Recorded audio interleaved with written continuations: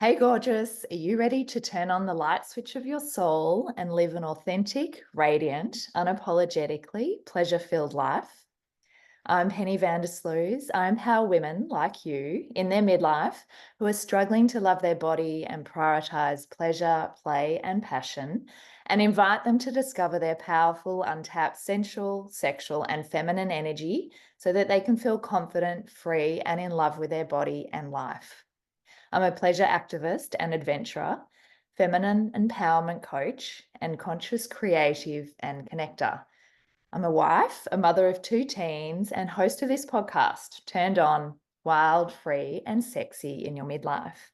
And today I'm delighted to have with me Dr. Marcia Martin, and we're going to be talking about freedom from shame, fear, worry, and anxiety. Dr. Marcia Martin is a heart healer, a spiritual empowerment counselor, metaphysical minister, best-selling author, public speaker, and clairaudient angel communicator, specializing in helping people heal their relationship with themselves. By healing the heart of all past pain and trauma, you'll be able to establish and maintain healthy relationships with yourself and all others so that you can live a successful life. Her unique, heart centered, energetic healing approach and angel heart healing technique enables you to build the perfect relationship with yourself and helps you answer the questions: who am I? Why am I here? And where am I going? Marcia will help you release your greatest fear so you can achieve your biggest dreams as you heal your heart and transform your life. Welcome. Thank you so much. I'm delighted to be here, Penny.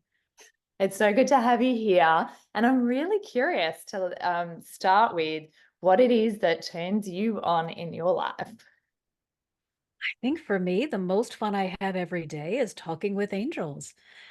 So it is the greatest joy and the most fun because the angelic community understands that life is not supposed to be filled with worry or anxiety or trouble or pain. And so they just have this joyous approach to everything that if we begin learning to adopt that same approach to life, if we look for what's right instead of what's wrong, we too will be so much more as they already are, which is just having fun, expecting things to work out, and looking for the solution. So, first of all, I've never had an answer like that. That's fabulous. So, tell me, how did you get connected with angels and how you're connecting with them? Because I'm pretty sure the majority of us haven't had that experience. So, Well, that's the interesting thing is that we all have a way of communicating with the energetic realm. The thing we need to remember is the divine are ultimately fair. There are no favorites. There's no, I love Penny, but you, Marcia, oh, really? No, this is all crazy stuff that we've added to over the years to either satisfy our ego or to answer a question that we believe wasn't able to be answered in another way. But the truth is, the divine are perfectly fair. They love you as you are, and they love everyone everywhere all the time. So each one of us has come with a form of communication that allows us to communicate with the energetic realm, the divine, the angelic beings, the ascended masters, any being of 100% pure light that is in the energetic form, the non-physical form. But it's just that because society may not honor that, we may not practice it, and then we forget that it's there. So it's more of a remembering than it is, oh, I can learn how to do this. Now, you can be clairaudient, which means you hear them, clairvoyant, you see them, clairsentient, a kind of knowing. You yeah. have this knowing that you should be somewhere or do something.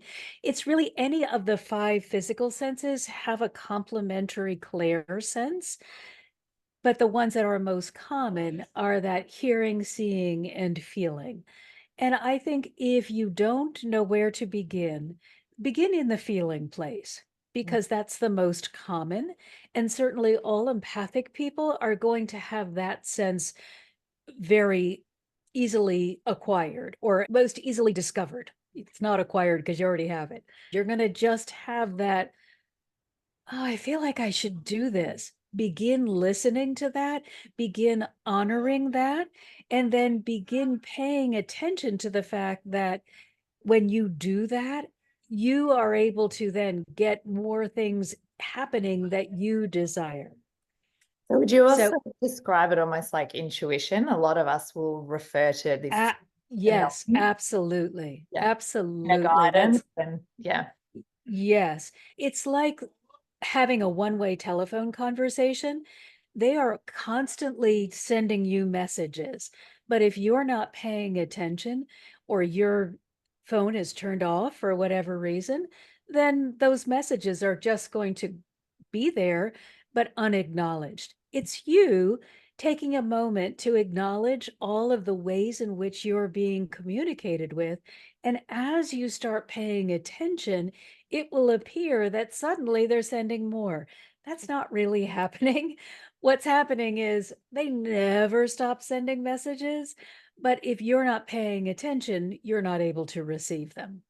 Yeah, I've had a friend describe it like a radio channel or a TV channel being tuned in, and suddenly when you tune it in, everything seems clear and obvious and you can hear it. But Wow, yeah, look at that. Isn't it amazing that they would start communicating? yeah, Nah, isn't it great that you started paying attention? yeah.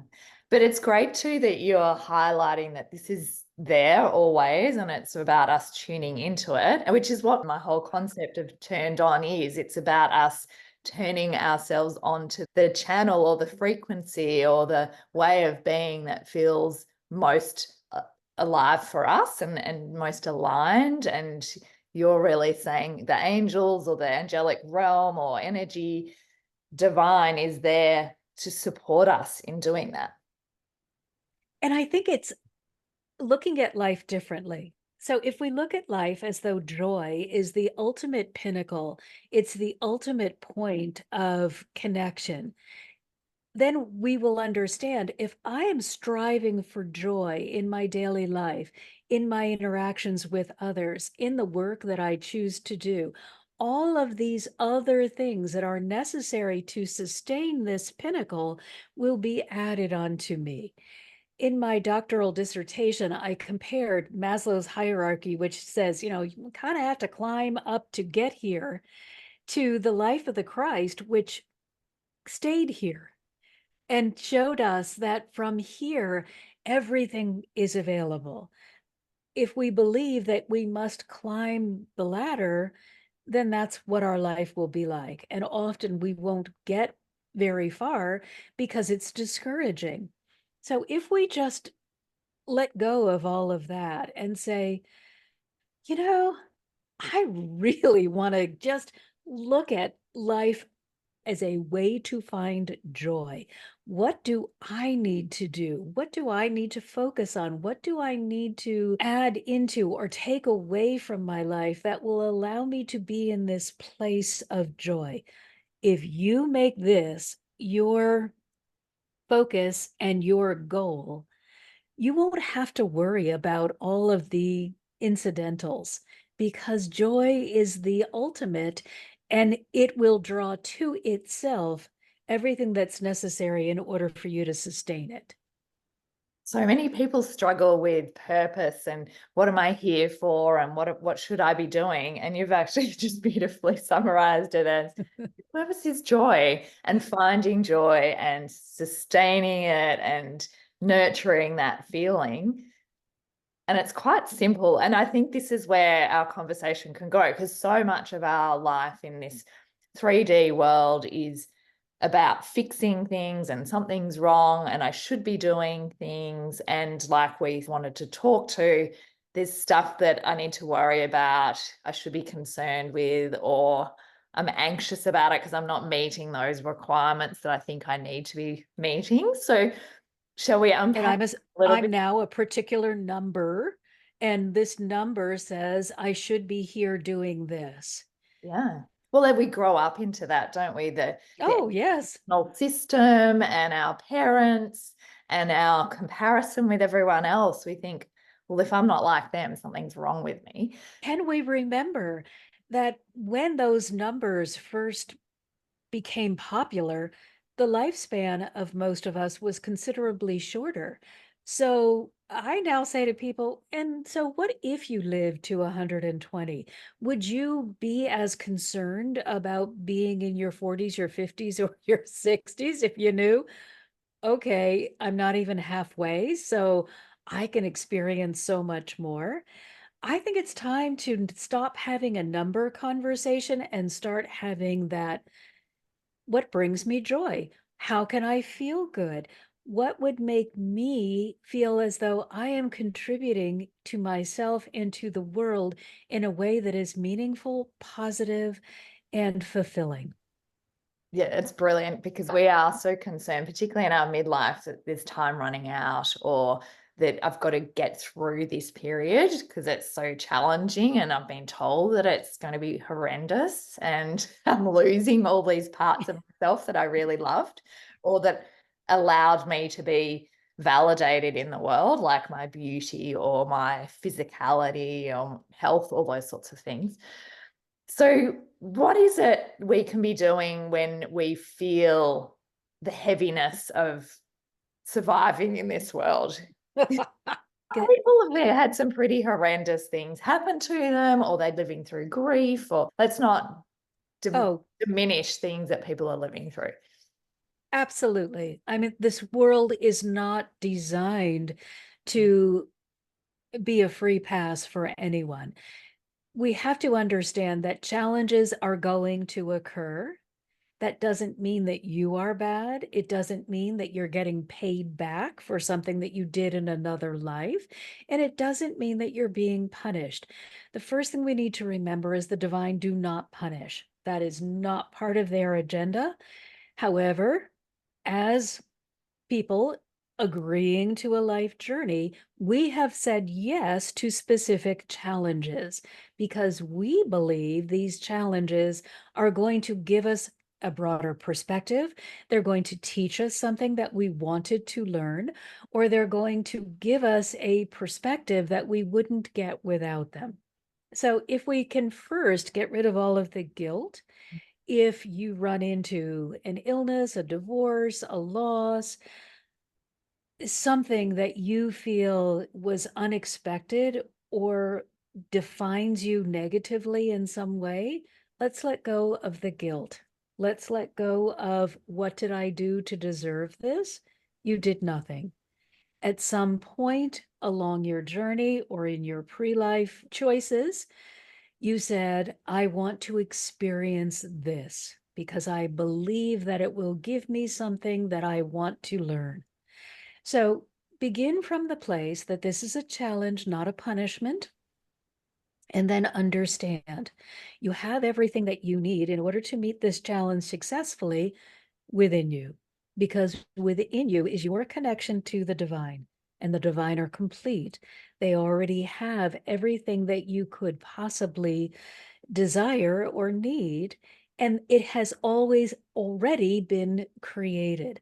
So your job is not to create something new that doesn't exist. Your job is to allow into your energetic space something that you need that is already in existence in the energetic. Now, because you live in a world in physical form, you may make adjustments to suit you. That's the beauty of being a co creator. That's what's so fabulous about us having so much available to us.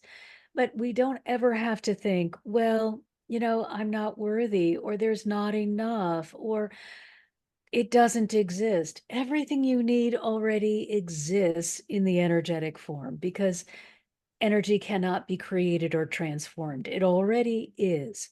So recognize everything I need Mhm. already exists. My work is not to create it, it is to receive it and then mold it into the form that will work best for me. So there is no lack.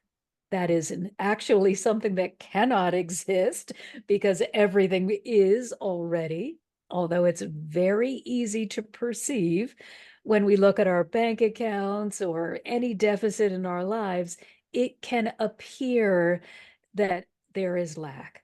That's okay. Don't be hard on yourself. Just recognize I'm buying into something that cannot exist. I am putting more pressure on myself or making this challenge more difficult than it needs to be.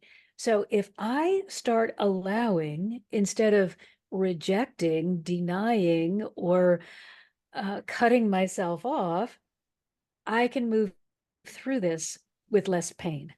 Mm. And notice I said less instead of zero. Yeah, because I think we need to remember that we grow most when we are feeling uncomfortable. So, when uncomfortable situations come, let's begin looking for what we are meant to grow or what we are meant to learn so that we can grow instead of looking at it as, well, now I'm being punished for something that I can't even remember doing. Or something I might have done in another life, or any of these other crazy excuses that just keep us in that victim space. Let's say, oh, wow, here's a challenge. Now, this is not an easy thing to do. Let me preface it. But if we can get in the habit of, oh, here's a challenge. What opportunities exist within this challenge? What growth am I going to receive from taking this on?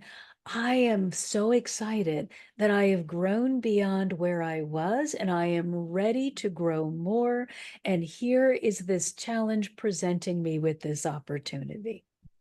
We've been taught in our lifetime that challenge is not a good thing and we should avoid it. But it's a limiting lens, isn't it? And if we can take that and put a new version of it, which is the one you're inviting us into, which is to look for the opportunity in this experience and see that there's some potential by seeing what's possible from outside of our current experience. So inviting in the potential from angels and another dimension that's there supporting us. That definitely opened up something for me when I understood that I could access, almost plug into a source. Literally people do call it source, but plug into Yes. a source that can support me and I can lean into and trust and surrender to. That these challenges can be almost signposts or invitations into things. A lot of my work is about stretching ourselves, going beyond our comfort zones, because that's where the growth is. That's where the expansion is. That's where you feel alive. And I think it's, Jesus told us, be as little children. Children love to explore. It is not until we get older and we are not met with the same good for you for trying that we start closing down. If we just said to ourselves, good for me for trying, if I fall on my face, I still have the satisfaction of knowing that I tried. We would be much more amenable to all of these things that come knocking on our door than if we just, well, if I don't do it perfectly, someone might notice. Who cares? Did you try? Did you do it? Great. And honestly, anyone who is making fun of you for trying has a problem. They are not worthy of being in your inner circle. They are not worthy of giving your time or attention to. And they are actively placing themselves in a non growth trajectory. Mm. So you've talked to like what it is in our sphere, or what are some of the things that we can be doing day in, day out? Because who's in our environment is a critical one, but what are some of the things that we can be doing to have this feeling that I can access my potential, my support network around me of energetic beings? Have you got any suggestions for us there? Absolutely. And I think let's begin with the Ho'oponopono, which is that beautiful Hawaiian prayer. Except as empathic beings, and you are empathic if you are wanting to open and further your connection with the divine. One sign of being an empathic being. If you regularly can feel the feelings of others or feel that you should be stepping in between them and whatever feeling they may be experiencing so that you can make them feel better, or that you regularly feel that you don't quite fit but you don't know why, or you've been told that you are too sensitive or take things too seriously. These are all signs of being an empathic being.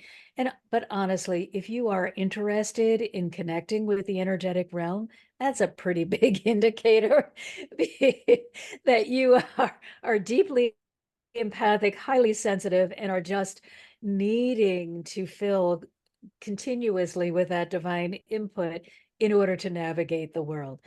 So the Ho'opono prayer says that we should ask forgiveness for all of those people that we have hurt. It's a beautiful concept, but it doesn't apply well to those of us who are empathic because we spend most of our lives looking for people to serve, looking for people to help, looking for ways to give. And the one that we have forgotten about through all of this service and giving and honoring to others is ourselves. So the one that has been wounded because of this lack of honoring is you. And so I would begin within, always begin within, but begin by honoring yourself.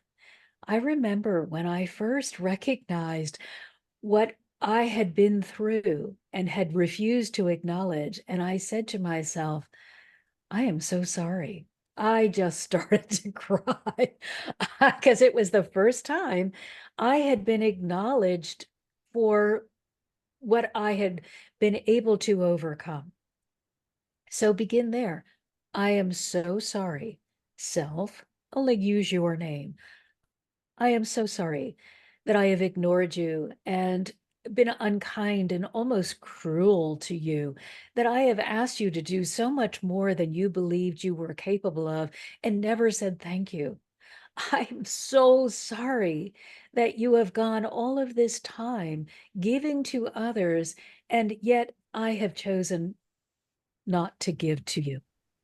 And then take a breath and acknowledge that. And now, thank you, self, whomever you are.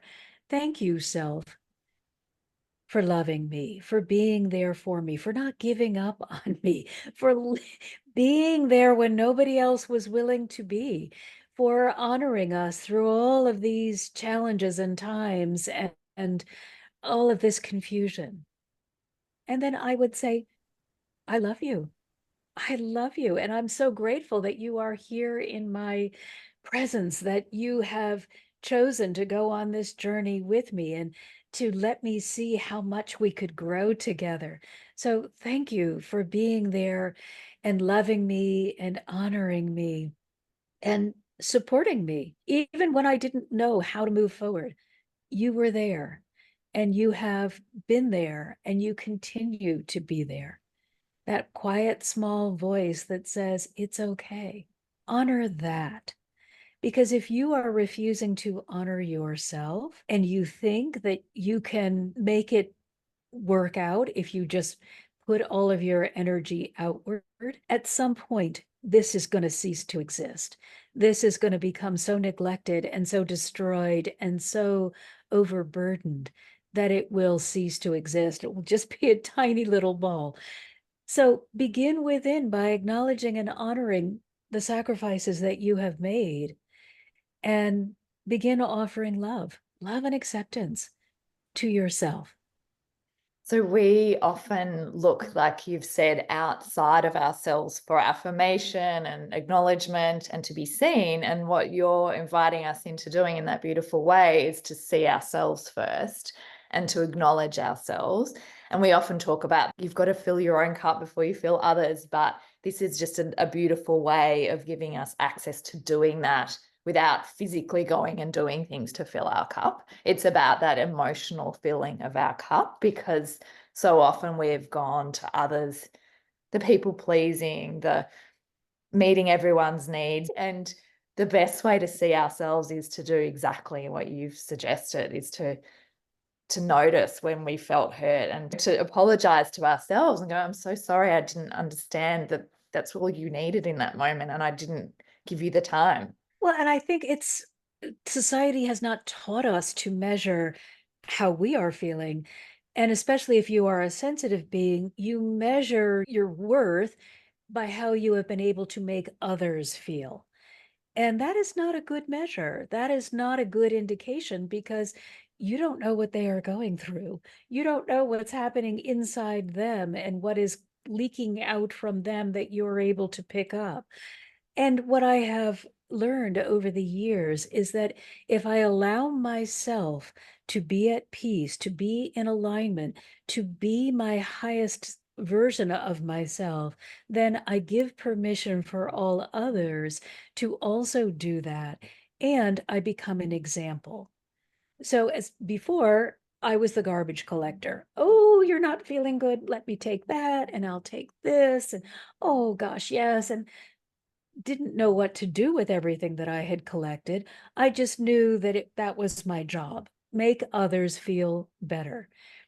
But because I didn't give them a tool and all I did was take away the garbage when I was in their presence, they just went right back to producing more garbage because that's where they were and they didn't know how not to be there.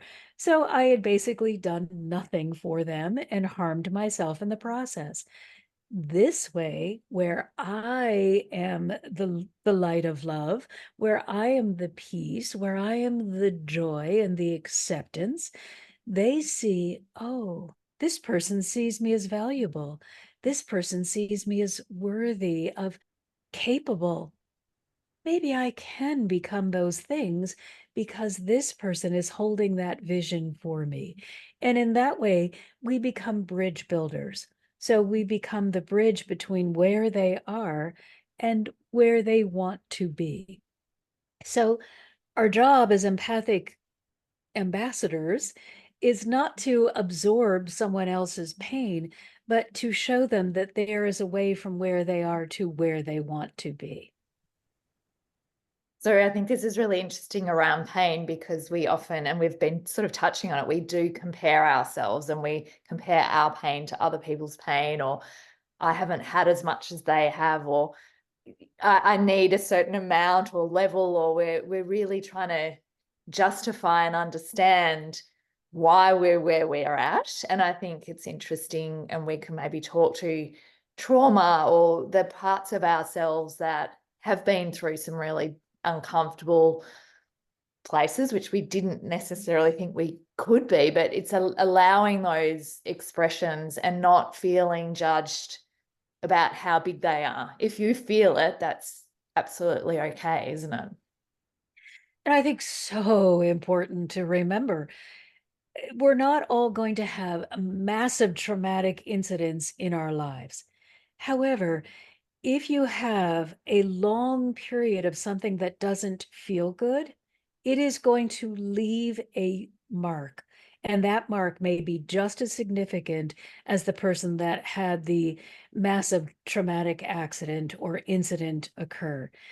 If you have felt it and it doesn't feel good, it has left a negative impression. It doesn't matter how small or how big. It just matters that to you, it has made a negative impression in your energetic field, and that is affecting you adversely until you release it. So let's stop measuring. We're not good at it. We love to get caught up in comparisons and that takes us away from looking at what's right here and saying, huh, how's this feeling today? How is my heart doing with whatever I am going through at the moment? Does it feel that it's overflowing with love acceptance and feeling capable and strong, or is it feeling really weak and struggling to find its identity through whatever it is? Once we know what we need because we're asking ourselves, we are then able to gift it to ourselves, and then we find our way forward. Or we can say to the angelic realm, help. You know what? I am really lost.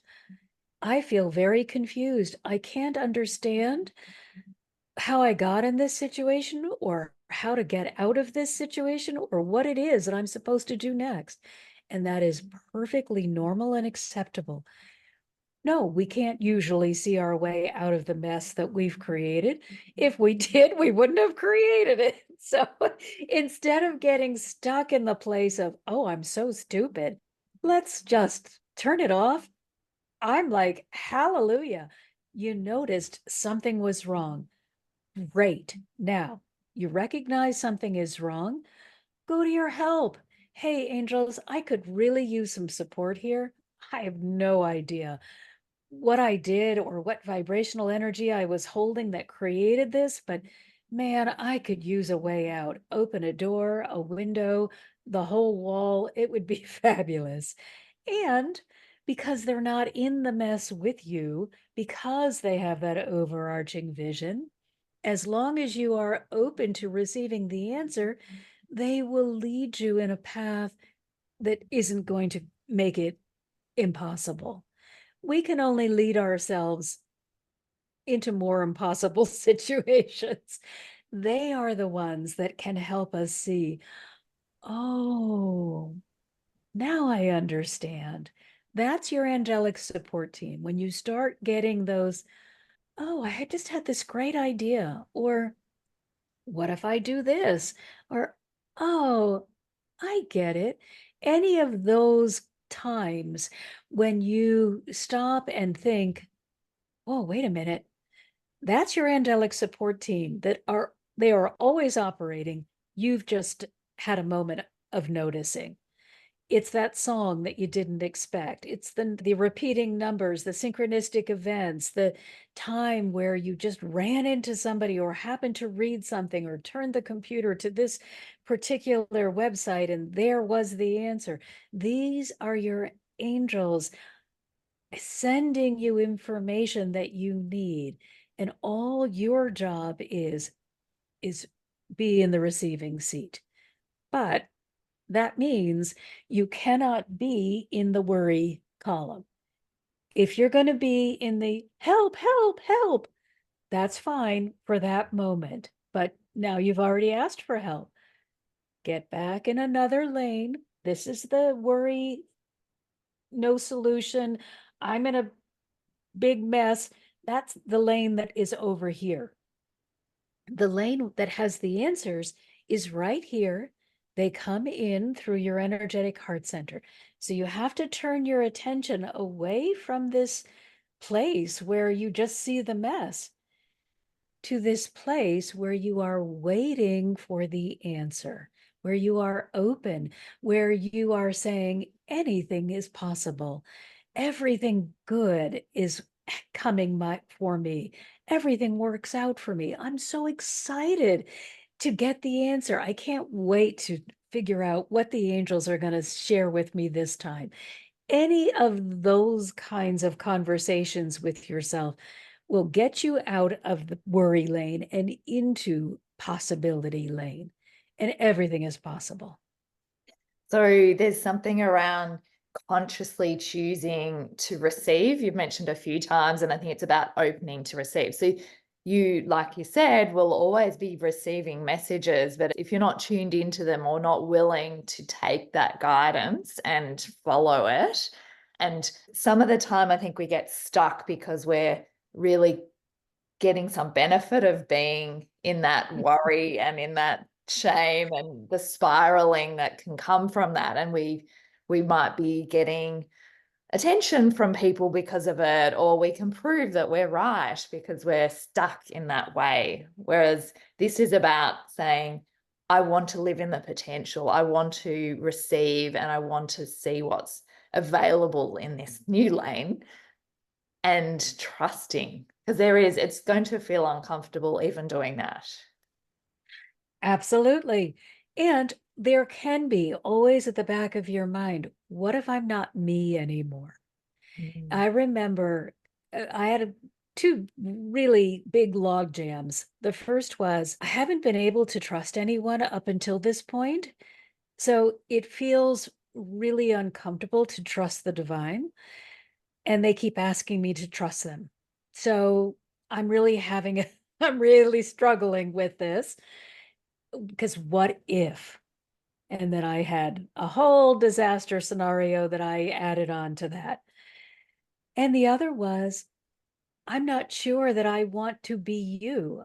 I want to be me. So those are both false belief systems that I had decided that I was going to bring with me and then further their development until I finally got to the point where I was ready to let them go. So one of the things that helped me with the trust factor was again with when I was researching for my doctoral dissertation, I began reading the authors from the late 1800s. This is the science of mind, Ernest Holmes, H. Emily Cady, these just wonderful thinkers that were exploring God in a new way, but they still had some of that puritanical to them, which is a little bit different than what we have now, which is so free flowing.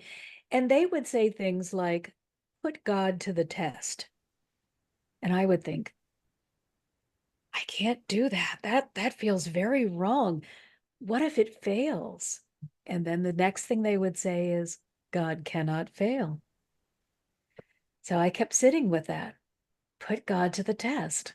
God cannot fail. And I thought, So if I ask God to help me and I get no result and God can't fail, it must be that there is something within me that is blocking this assistance.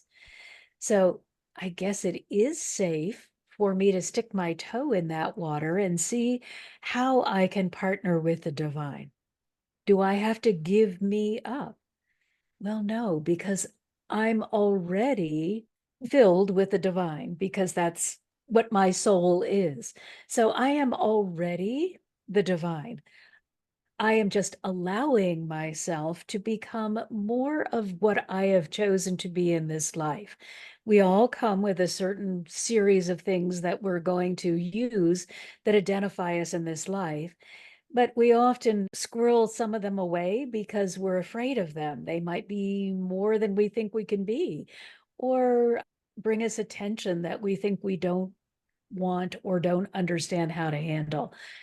So, what you're really doing is saying, oh, I'm going to give myself permission to be everything I can be, and I'll stop hiding behind these things I am not. So you're not going to be taken over. You're not going to become a new person. You're going to become more of who you already are. And you will be able to love every aspect of yourself because you are recognizing your greatness. You are seeing yourself as you are meant to be and as you chose to be, instead of as you are pretending to be because you fear that you are not enough. So, can you trust God even if every physical person in your life has let you down? Yes, because you are the divine. You're not all that they are, but the you that is you is all comprised of them. They are comprised of everyone, but you are singularly an expression of them that you have chosen. So, can you trust them? Yes. They love you more than you could possibly love yourself. They see you for all that you are and not just for the little pieces that you are allowing yourself to be. We have this idea of freedom being some sort of elusive thing, and actually freedom is when you're much more in line with yourself and Ye- allowing yourself through. Yes. This idea which is actually within and Yes. available. Freedom is when you say, okay, I'm going to tap in to all that is and allow that to be my expression, which means I have no limit to how big I can be or how much I can give or how much I know, because I can always learn more. But I am not required to be that unless that feels comfortable. So if I need to be small in some areas because that makes me feel more comfortable, I'm allowed to be that. If I want to be big in all areas because that expresses who I am allowed to do that. Free will says, I have absolutely every option at my disposal and I get to choose. Free will is not, I will be punished unless I do it a certain way. That is you telling yourself that. That is not the divine imposing a restriction. They have no restrictions because they see you in your totality and they are excited to see your growth. We choose these restrictions because we believe that for some reason we're not measuring up.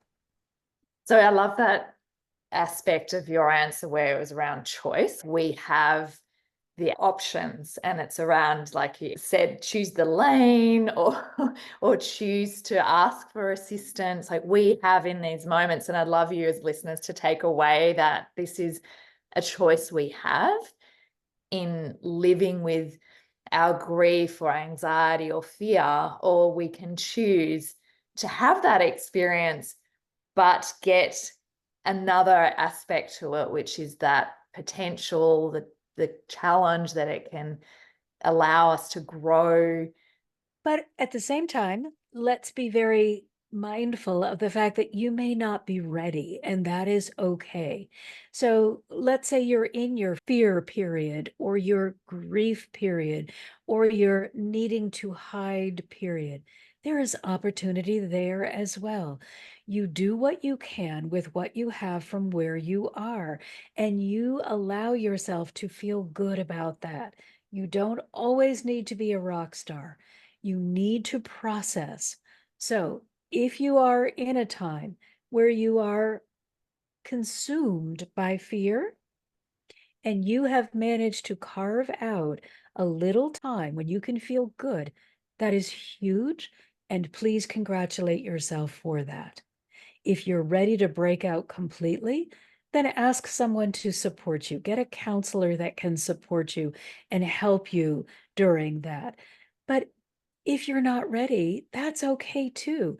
Love yourself where you are. You are magnificent. And I absolutely guarantee you that the fear period, the grief period, the whatever period you're in will benefit you in the next place that you find yourself. There is nothing without value.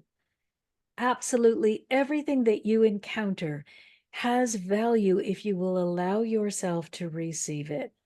So it's almost like validating your experience in that moment. Because I think if we gloss over it and try and fix it, that's when it becomes sort of stagnant and stuck. But if we allow ourselves, like you said, to feel into what do I need right now? What's the best way for me through this? I need support. I need people to help me guide myself through these challenging times, because it's then we allow ourselves to process it in our body, to feel it, to express it. It's really healthy. We haven't really got a lot of role models doing it for us or showing us the way. So yeah, it's beautiful for you to remind us that wherever you're at's perfect, and then to invite in, what do I need now?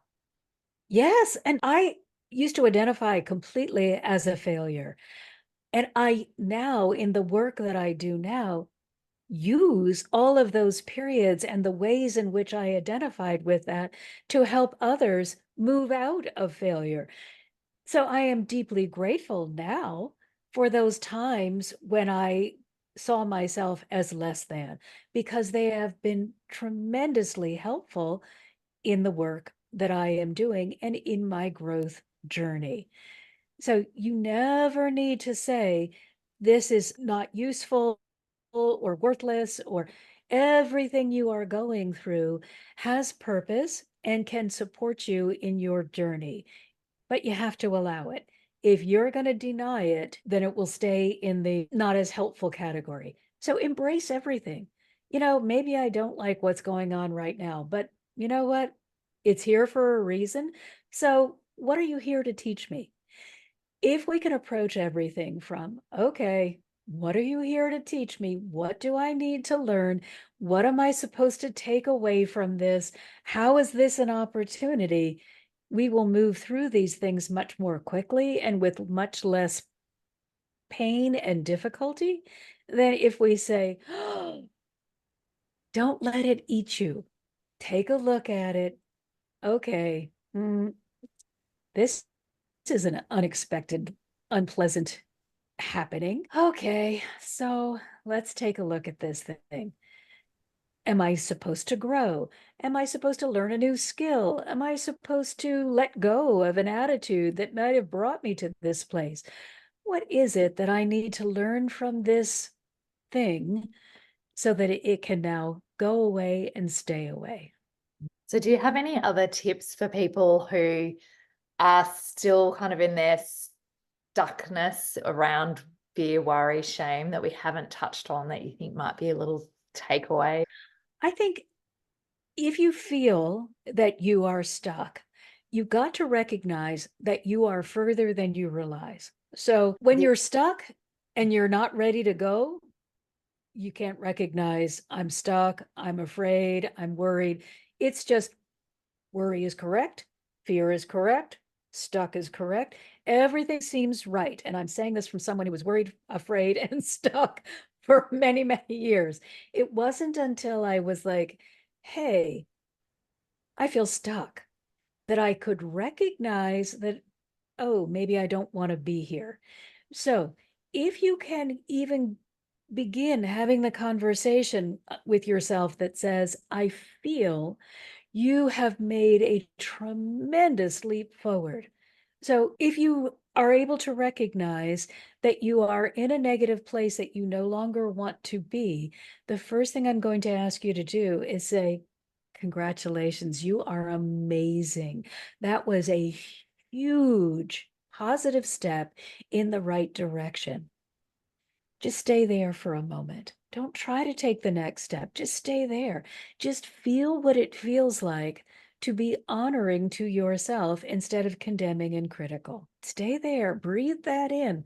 Hey, I recognize something. That's pretty impressive. I'm so proud of myself.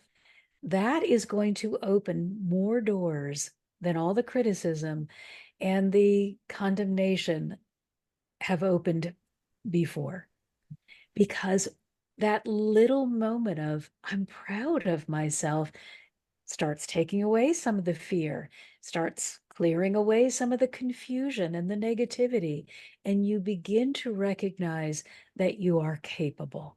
Just, I'm so proud of myself. Look at me for recognizing that I'm stuck. That's all. Just sit there, sit with that energy and allow the next possibility to come to you. Don't work so hard. Learn to stay in a place of self love and self praise and self congratulation, and let opportunities begin unfolding in front of you. And it's really focusing on what's working and what's right. I mean, right's a really, I feel a bit loaded, but what's positive or what you feel good about, rather than Yes. focusing on what it is that's not working. So it's just even those little direction changes, isn't it? They are so much more powerful than we recognize. Shifting your focus, because we've got law of attraction, Abraham Hicks really made this so easy for all of us to understand. Like attracts like. So we are not recognizing that energy is everything. Everything is comprised of energy, whether it's in its physical form or whether it's in its energetic form. So, as we are holding the energy of fear, even though we cannot see it, fear is becoming the attraction surrounding us. So, we're holding, I'm so afraid this is going to happen. Oh, what if this happens? Oh my gosh, I'm so worried about this happening. We are becoming an energetic magnet for that which we fear because like attracts like. So then our ego jumps in, and when we do successfully attract this thing that we're afraid of, our ego jumps in and says, "Told you so. We were right to be afraid because look what happened." So, my advice is okay, you recognize I'm afraid of this thing, but you also remind yourself that if I keep looking at this thing that I fear, I am absolutely certain to receive it. So even though it is going to feel counterproductive, I am going to look at anything that is going right and feels good. Because when I stop feeding energy to the fear, it becomes small and insignificant and has not the ability to sustain itself.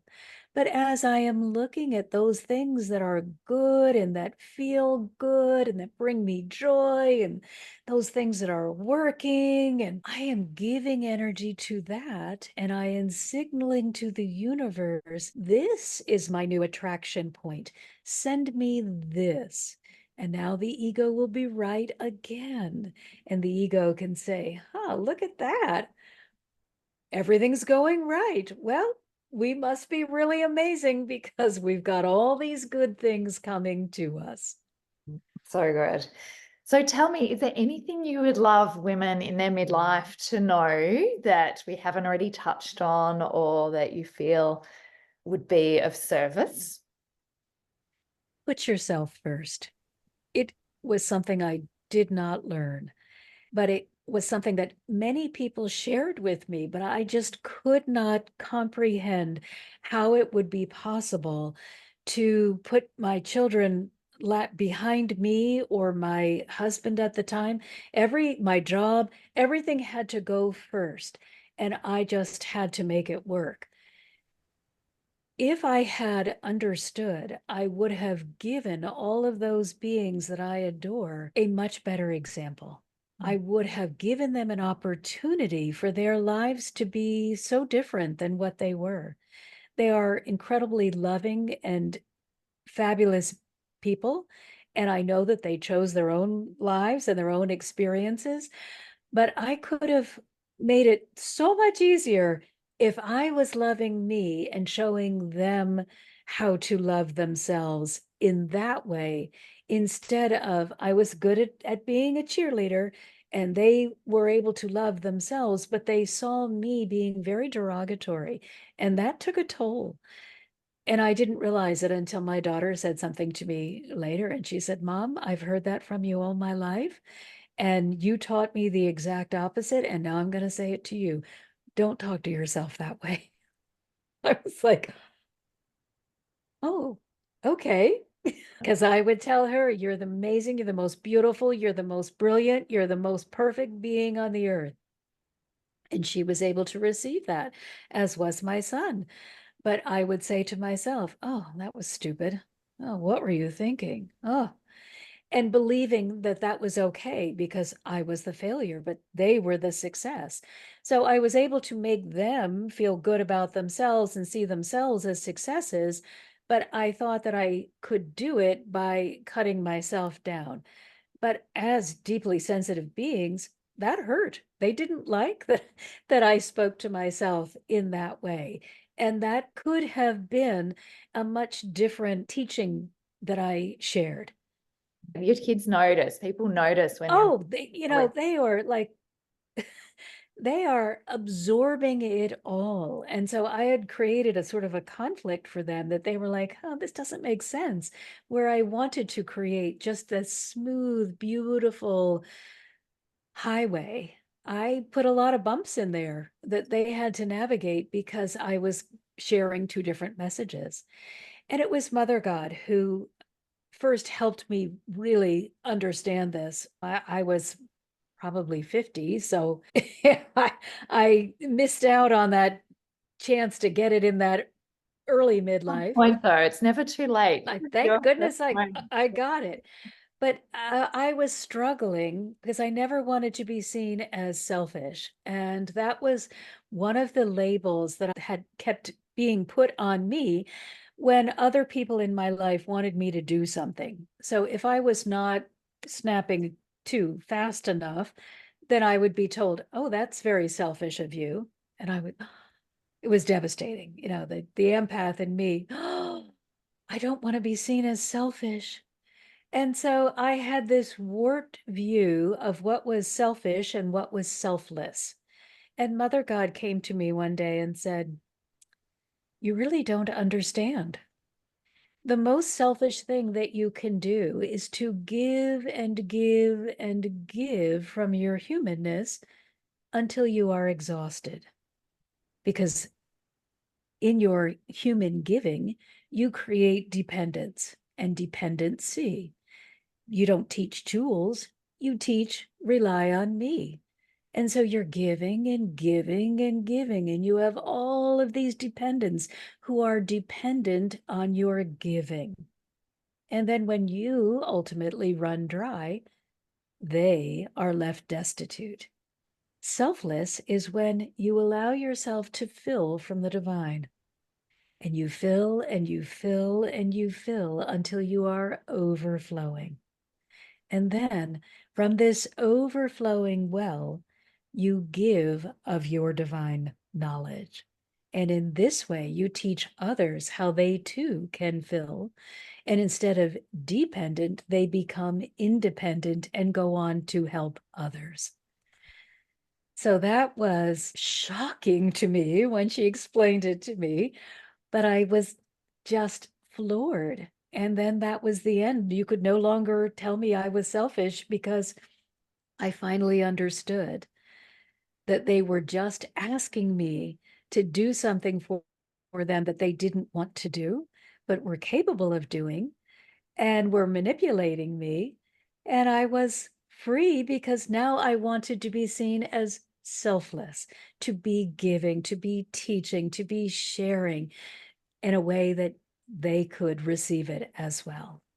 Thank you for sharing that. I think that's a beautiful distinction for all of us to take away. And I also loved how you referred many times during this interview to God or divine or Mother God, or in ways that different people will be able to relate to, whether it's Jesus or different entities or ways of relating to source. I think that's a beautiful reminder for all of us that we can connect in a way that's going to work for us. And I see them as mother, father. And the thing that I found so fascinating is that the male aspect, they also just shared this with me.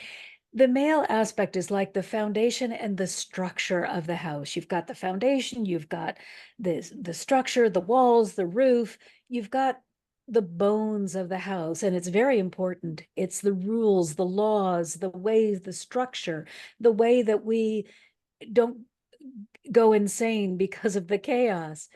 But then the mother energy comes and brings the color, the flowers, the harmony, the joy, the peace. They cannot exist comfortably without each other, but together they create a tapestry that allows us to be at our ultimate. In balance. Yes, Yeah. yes, to be in that harmony, that place where we can grow perfectly because we have the structure that we need, the laws that we can, universal truth that we can rely on, but we have that freedom to express ourselves. And so they combine both. And for us to listen into those and notice, are we receiving energy from both those parts of ourselves as well and parts of the universe? Sometimes we can Yes, be into one, focusing and feeling that it's more valuable than the other. we would be absolutely insane if we had no laws. It is the only thing that allows us to function in these physical bodies is that regularity. But we would also be completely lacking if we were not able to color our world with different thoughts and feelings and creations. So beautiful. How could people connect with you? Tell us what you're Well, offering and how they can reach you. absolutely. We have formed into a nonprofit foundation. It's the hearthealingfoundation.org. And there we offer counseling and classes and free material on YouTube. We just want to support your spiritual growth. And it is, of course, always with the energetic realm supporting us, guiding us, and leading us. But we welcome everyone that wants to explore. It's all about exploring, about growing, about letting go of whatever may be holding you in a place that isn't comfortable.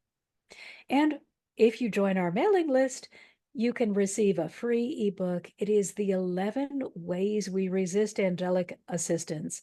So it states the thing that may be standing between you and receiving guidance and a little simple thing that you can do in its place.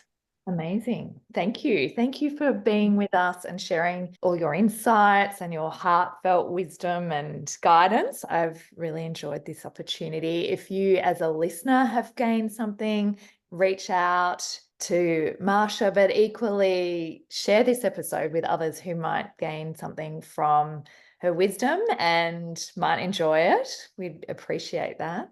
And thank you so much again for being with me here today.